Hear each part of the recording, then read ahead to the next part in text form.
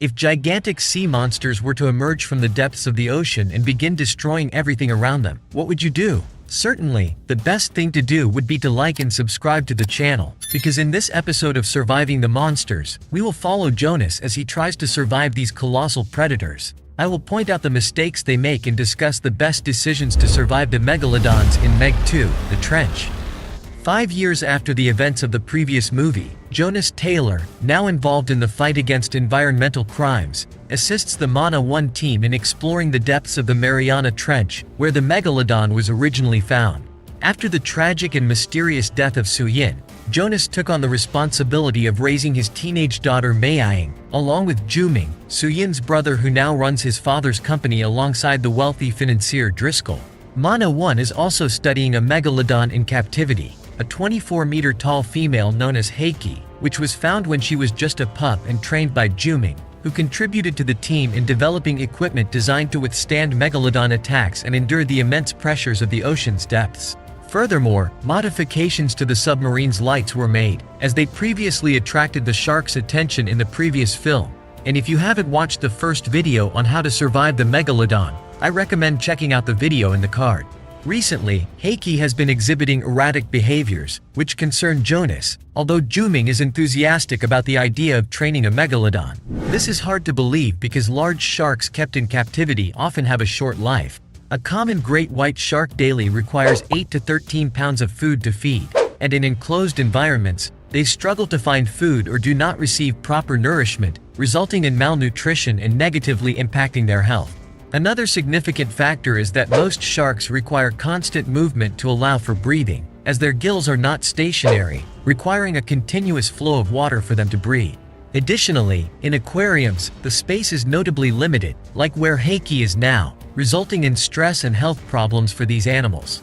Therefore, it is highly likely that these sharks would have a significantly reduced lifespan in captivity, not to mention the billions of dollars that would be required just to establish a safe environment for these creatures. The next day, at the Mana 1 research base, Jonas and Juming lead a routine submersible mission to the trench discovered years ago. However, Mei ended up hiding in the submarine to get her first glimpse of the trench, although her adoptive father disagrees. Meanwhile, DJ and Jess observe the base team and monitor the entire mission. During the descent, the submarines are surprised by Heiki, who, due to her aggressive behavior, escaped from captivity the previous night. This is surprising, given the billions invested in creating a habitat for this creature, and her prison was so vulnerable, allowing her to escape on the first attempt. Not to mention that having cameras or alarm systems to notify of containment breaches or escape attempts by the creature would have been very helpful. However, the question remains why a company of such caliber did not adopt this measure earlier. The submarines dive into the thermocline to escape the pet shark, but Heiki persists and follows the heat signature left by them. At this moment, two much larger megalodons emerge, an immense alpha male and a slightly smaller beta male, which mate with Heiki, explaining her strange behavior in the aquarium. She just wanted a boyfriend, or rather, two. However, Juming has the brilliant idea of following the sharks to find out what's going on, which doesn't make sense since they could take the opportunity when the sharks are distracted and return to the surface. Moreover, the mere presence of a child in the submarine should be reason enough to interrupt the mission. Jonas and his team discover an illegal mining operation at a station led by the mercenary Montez, who holds a grudge against Jonas for imprisoning him for past environmental crimes. Montez had been hired to secretly use Mana 1's access to the trench to exploit rare minerals found only in the trench, with the potential to generate billions of dollars. To conceal what they were doing, Montez detonated explosives placed at the ocean floor, resulting in the death of the mineral collecting team and a major rockslide that hit Jonas and Juming's submarines. Furthermore, the explosion caught the attention of the sharks, leading them to attack the mercenary submarine, causing damage to the vehicle and preventing its escape. Returning to the Mana 1 base, Jess warns that the explosion's heat created an opening in the thermocline, which is a cause for great concern since it could allow unknown deep-sea creatures to surface. However, at the moment, Jonas faces another problem because the submarines are trapped due to the rockslide.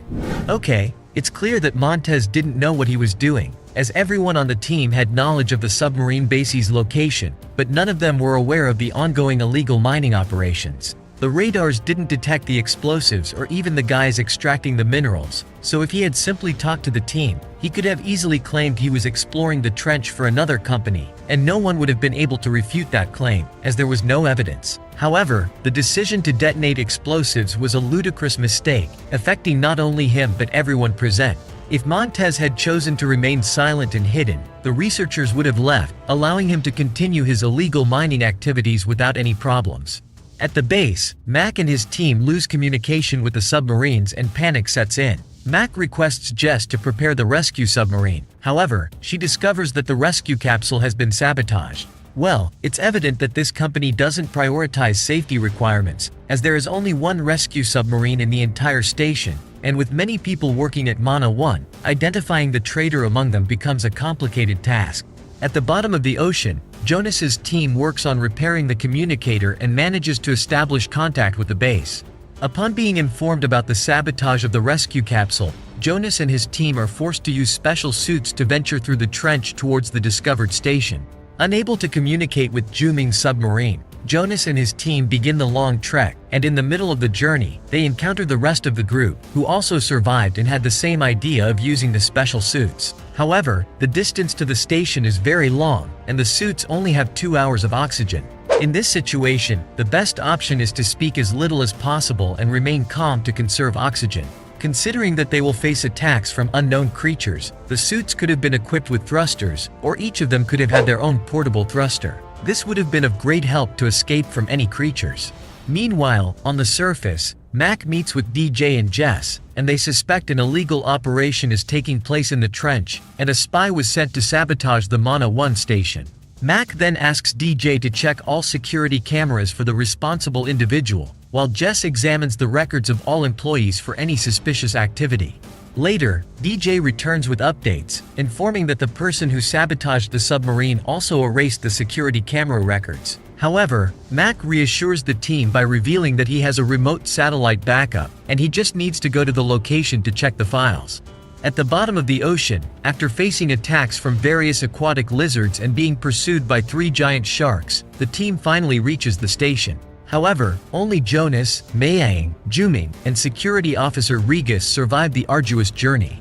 Meanwhile, in the depths of the ocean, we see that Montez is still alive and managed to repair the submarine's transmitters. However, instead of contacting his boss, he gets distracted watching Surviving the Monsters channel videos and decides to leave a like to support the channel, as he knows that making these videos is hard work. Afterward, Montez contacts his superior, Dr. Driscoll. Yes folks, the same person who is providing funding to Mana 1. He informs her that he had to eliminate some of the Mana 1 researchers because they witnessed the operation. However, Driscoll reveals that the researchers are still alive and heading towards the submerged base, and Montez needs to stop them before it's too late, as it could mean the end of the operations. Meanwhile, Jonas establishes contact with the surface, and Jess suggests that there should be emergency escape submarines at that base that they could use to escape. However, when they manage to enter where they are unexpectedly locked in, and Jess appears on a screen, revealing that she and Driscoll are the traitors. They offer a lot of money for them to keep quiet about the illegal operations, but Jonas doesn't accept, and Driscoll tries to eliminate the 4 by filling the compartment with water after releasing all the emergency submarines, but they manage to escape when Jonas swims to another door and, after a confrontation with Montez, frees his friends. Okay, it's amazing how with each passing second, Jonas gains a new power. Now he is officially more useful than Aquaman, being able to survive at depths exceeding 23,000 feet. Surely, he employed a technique of releasing all the oxygen from his lungs before swimming, attempting to avoid decompression, as some fish do. However, we're talking about a depth of 23,000 feet, and performing such a technique in real life would be the worst decision. What they should have done was accept Driscoll's offer to survive. Then, when they were on the surface, they could easily hand over the traitors to the authorities. Jonas acquires another submarine at the station and escapes. Meanwhile, Montez also flees to the surface using a special suit and a buoy.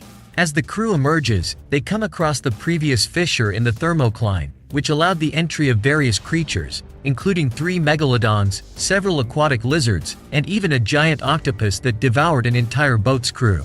Meanwhile, Driscoll sends mercenaries to take control of Mana 1, and Mac and DJ, upon checking the camera backups, discover that Jess was the traitor. However, it's already too late, and they are captured. At this moment, Jonas's submarine arrives at the base, and they realize that the station has been taken. With caution, they infiltrate the location, and Juming has the idea to detonate the base with explosives found on the submarine. However, Jonas is reluctant to leave Mac and Jonas behind, and after leaving the girl with Regis, he and Juming rescue their friends. Meanwhile, we see that Montez has reached the surface and reveals his affair with Jess. However, the couple's plans are interrupted when Jess is devoured by a shark. This is somewhat contradictory, as in the previous film, the same base managed to withstand the attacks of the first discovered megalodon quite well. Furthermore, it's surprising how no one in this group seems to show a desire to survive, as they could simply take the weapons from the henchmen that Jonas incapacitated to protect themselves in case of a confrontation. Jonas could also check if any of the mercenaries have a satellite phone, which the group could use to call for help. After rescuing their friends, Jonas leaves in a boat with them. Although the group chose to use oars instead of the engine to avoid attracting the attention of the sharks, the most sensible option would have been to take one of the helicopters from the mercenaries at the base, ensuring a safe escape.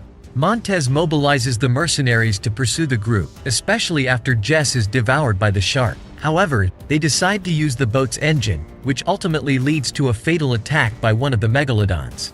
Jonas's team seeks refuge at a nearby resort known as Fun Island to alert the tourists about the approaching creatures simultaneously. Driscoll and her mercenaries also arrive at Fun Island with the intention of eliminating Jonas's team but are surprised by the aquatic lizards that can also survive on the surface. They attack and cause the deaths of Driscoll and several mercenaries.